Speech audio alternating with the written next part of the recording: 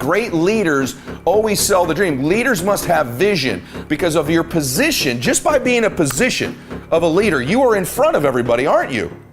Which means your point of view should be different. You can see things they can't see. Your job as a leader is to say, here's what I see. This is how amazing it is, and this is how we're going to get there. Always be selling the dream. Listen to me. Always be selling the dream and do it repetitiously. You want to create an infectious environment in your company? You get on fire about selling the dream. I don't care if you're a 2-person dry cleaners. You sell the dream of having 4. You sell the dream of making 10 of them or 20 of them.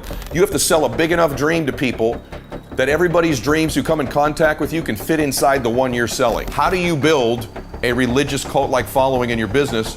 And how do you become more evangelical about your cause? I want you to write these 3 things down right now. Welcome back to Max Out, everybody. I'm Ed Mylett, and today I think is going to be the #1 downloaded show I've ever done of my own content because of the topic. Here's today's topic: how to build something great, how to create a movement. And when I say that, I'm really talking about multiple areas. This could be how to build a great church, how to build a great business, how to build a great family, how to build a great Boy Scout troop, Girl Scout troop, any movement you want to build. Anything great has the elements we're going to cover today. There's a lot of detail here and hopefully some inspiration for you as well. So, you know, there's a great book I read long time ago. I'm going to show my age here, called Selling the Dream by a guy named Guy Kawasaki. And what it really was is Guy Kawasaki was the guy that kind of helped market Macintosh way back in the day for Apple.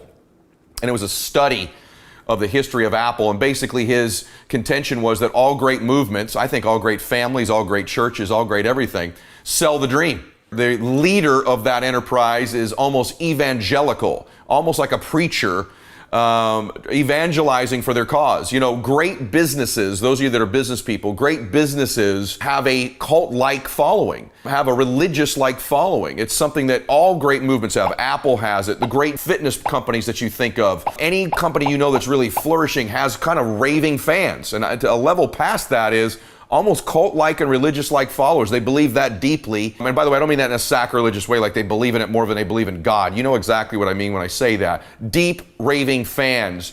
And those followings are led by evangelists. All great business people, I think all great dads, all great moms should be evangelical about their family. All great business leaders should be evangelists, constantly touting the greatness of your family, the greatness of where you're going, the greatness of your company. For whatever prism you're listening today through, or whatever filter, whether you're listening to this and you want to be a better mother, a better father, a better pastor, a better business leader, a better entrepreneur, I think these things we're going to talk about today are going to rock your world, absolutely. And so how do you build a religious cult-like following in your business, and how do you become more evangelical about your cause? I want you to write these 3 things down right now as a dad, as a mother, and as a business leader. Dream, crusade, recognition. These are the 3 pillars of building anything great. Great evangelists, great leaders and families are constantly selling the dream. Mom's selling the dream. Here's where we're going as a family. We're amazing. We're going to do something great. It's going to be a great day. Great business leaders. Here's where the company's going. This is what we're going to accomplish. This is the vision. This is the future. This is the road we're heading down. This is how amazing it's going to be. See, great leaders always sell the dream. Leaders must have vision because of your position. Just by being a position of a leader, you are in front of everybody, aren't you? Which means your point of view should be different. You can see things they can't see. Your job as a leader is to say, here's what I see.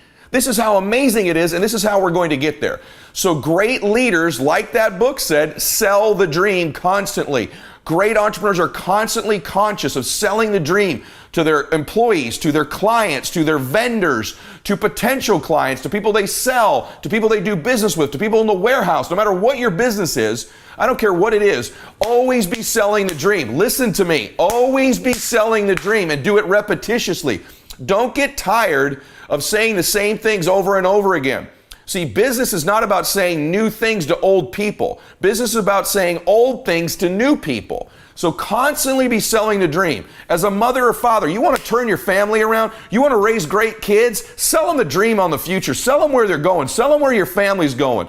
All the time, sell the dream, sell the dream, sell the dream. Second element is crusade. If you're going to build a cult-like and religious-like following in your business, for example, your crusade, constantly messaging your crusade, your cause, your mission. These are all in that same thing of the difference you make in the world, the contribution you make. You must be messaging it all the time. We're making a difference. This is our cause. This is our mission. This is our crusade. These are the two big messages that all great entrepreneurs that are evangelical create. They're constantly selling the dream, constantly selling the crusade. This creates a culture. All your systems, all your messages, all your marketing, all your social media, everything you do is about dream and crusade.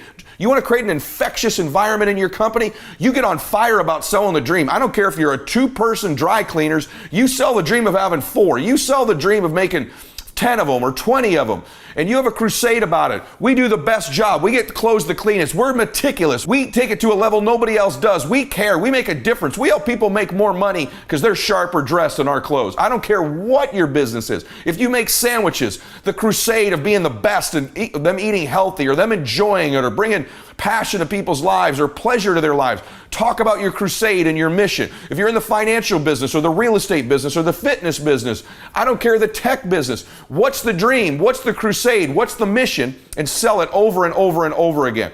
This is how we build a following. And then lastly, recognition. Always be recognizing people. Always be holding people up. Always acknowledge people that are performing at a high level. Build an environment where you're recognizing people all the time so that people want to rise up. You know, if you have an environment of recognition all the time, that the people who aren't being recognized see the ones who are and want that to happen. So recognition elevates the company, elevates your vendors, elevates your clients. By the way, what do you do to recognize your clients? What do you do in your business to recognize your clients? What do you do to recognize your recruits? What do you do to recognize your employees? What do you do to recognize your vendors? What do you do to recognize your assistant?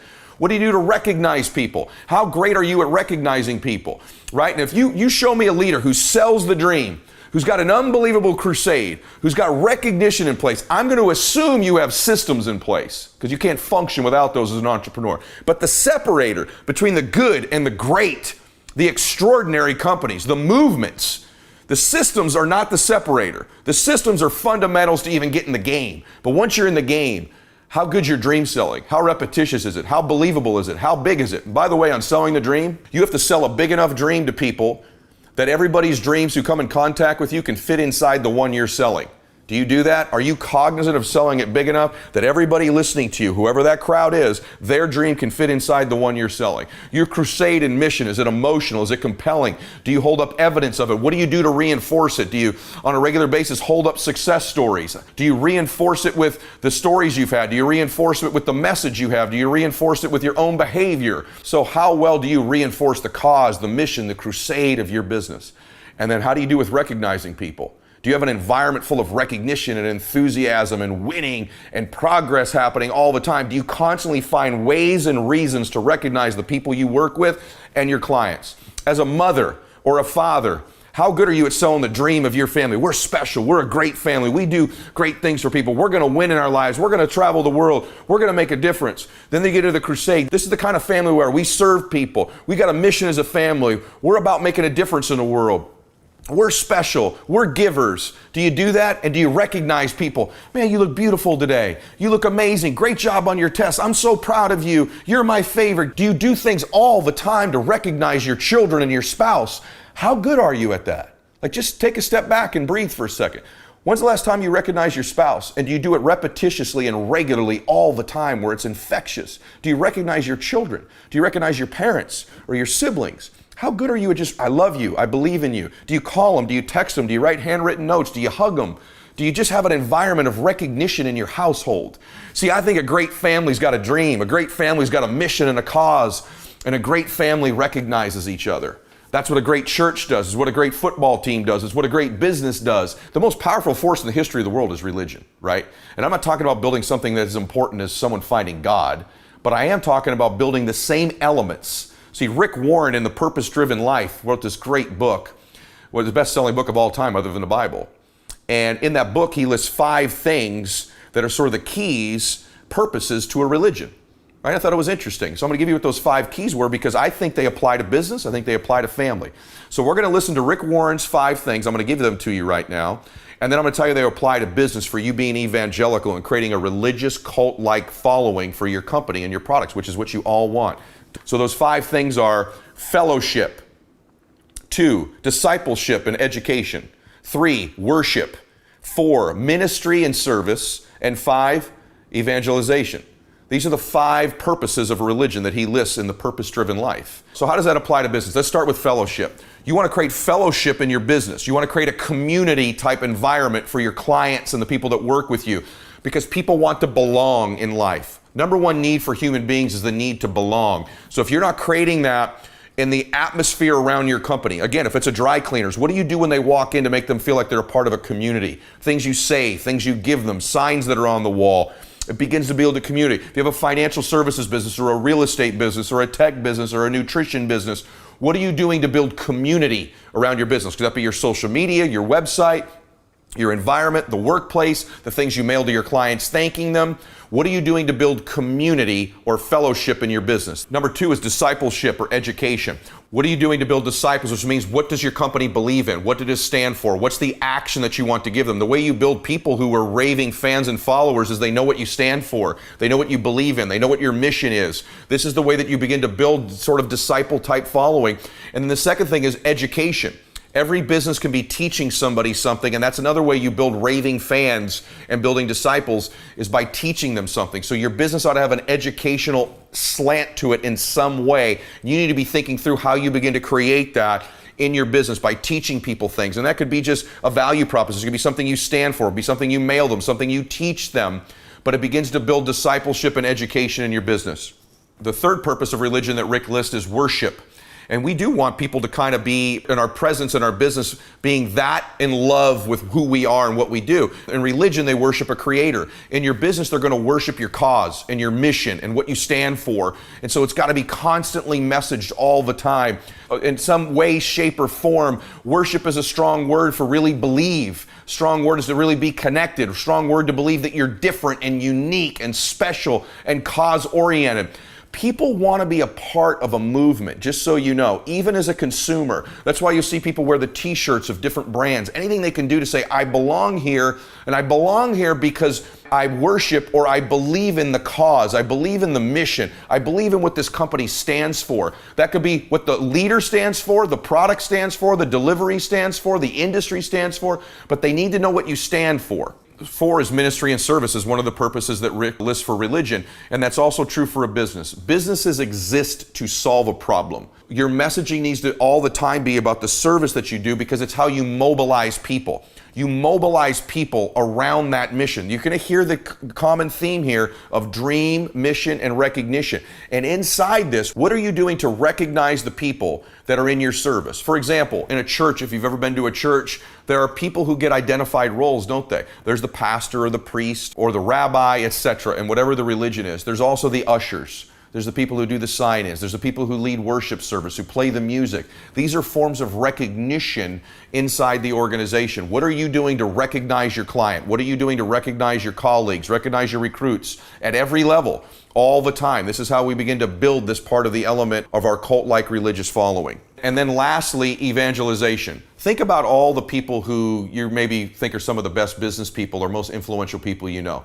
Everybody from, and they're different. Think about this, from Martin Luther King to Oprah Winfrey to Mark Cuban to Steve Jobs to Mark Zuckerberg to Elon Musk to the guy I see on TV all the time. You seen this guy with the pillow, My Pillow, the guy with the mustache and the blue shirt and the cross things. I don't even know the guy's name, but he's like evangelical for his cause of why his pillow will help you sleep better. And he repeats it over and over and over again. This is a part of building that religious cult-like following, is being evangelical about your company all the time.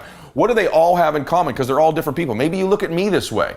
Maybe it's one of your favorite business leaders, right? One of your favorite influencers. They have that element. We all look different, we all talk different, but we all had a cause that we preached over and over again. And by the way, in no way, shape, or form am I equating the My Pillow guy with my hero Martin Luther King, or am I equating Oprah Winfrey with myself. My point is that any great leader, I'm talking about the best restaurant in your town, there's an experience when you go in there. And that's the part of it I want you to understand. There's got to be an experience in your family to make it special. There's got to be an experience of being in that household, whether it's where you go or the environment in your home or just the spirit that's inside your home. That's an experience. People want to have a great experience that they do business with, right? So what experience are you creating? When they walk in your restaurant, how do they feel? From the very beginning they meet with you to the end of their meal, what's the experience that you want them to have? In your business, the transaction they make, if you're, say, in the financial services business, what's the experience that you want them to have?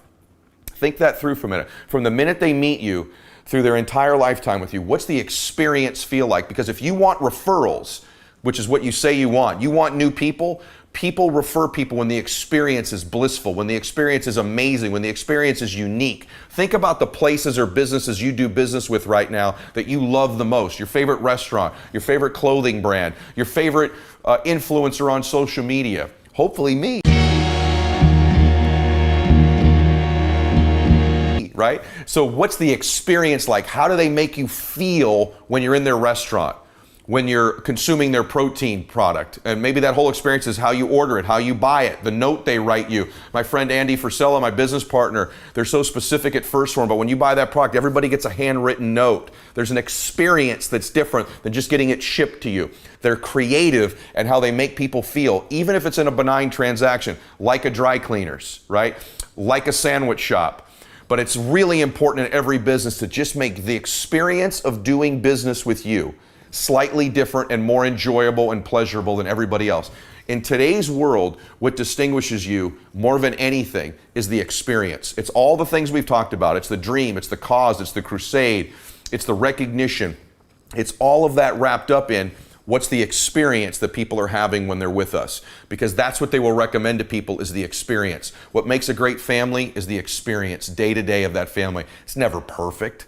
Right? There's ups and downs, but what's the spirit and experience in that family? As a mother, what you're creating? What's the experience you're creating as a father for your family? As a business leader, what's the experience? As a pastor of a church, what's the experience there? From when they walk in to when they walk out, to when they get home and you connect with them through social media or however you connect with them. What's the experience of doing business with you? These are the elements of creating a movement, of creating anything great. These are the ways I believe that you create a great family, a great baseball team, a great Girl Scout troop, Boy Scout troop, church or business.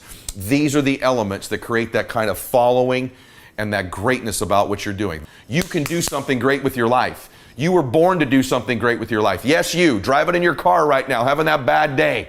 On the treadmill right now, man, just things aren't going the way you want right now. Maybe you're watching this on YouTube going like, hey man, I don't even have a business right now. I'm not even sure I am a good dad. It doesn't matter. Your past does not equal your future. You were put here to do something great in big ways and small ways. You're supposed to help other people. You're supposed to make a difference. You matter. Listen to me. You matter. Your past does not equal your future. Here's the good news. Your present doesn't equal your future either. You're capable at any time of turning your life around. And if no one's reminded you lately, let me remind you. You're supposed to do something great. You're called to greatness. You're called to something higher than where you are right now. And it's some of these elements that matter in doing it. But more than anything, what matters is you knowing it. You know when you're favored. You know you can do something great. You know you're not out of time. You know you can turn your life around. I know it. Now you need to know it. In fact, you need to know it deeply because it's true. I promise you. I promise you. I promise you. You can do something great with your life. I'm always here, by the way, to help you do it, to inspire you, but most importantly, probably to give you the tools to do it. I wouldn't be spending my time for free with millions of people if I didn't think each and every one of you were capable of doing something great with your life. I do this because there's this little part of me that hopes I'm looking at the Pacific Ocean out here. If I'm a drop of water in the ocean of your life that helps you create a wave that makes a difference in the world, I'd love to be that drop of water in the wave of your life. And I know you can be that wave. I know you can transform your own life and other people's lives at the same time. I hope you hear me on that. I mean it sincerely. In any event, I hope you enjoyed today's program. Hey, listen, if you're watching this on YouTube, you need to get the audio version. Go click on iTunes or Spotify. You got to get it, or my website. There's different content there. If you're listening to this right now, go get on my YouTube channel and subscribe to that so you can see some of this stuff as well. And I want to remind you, I so deeply want to connect with you. For me to be that drop of water in the ocean of your life, just that little thing, I got to know more about you and I want to connect with you more deeply. This is my life's work now, everybody, and I love it.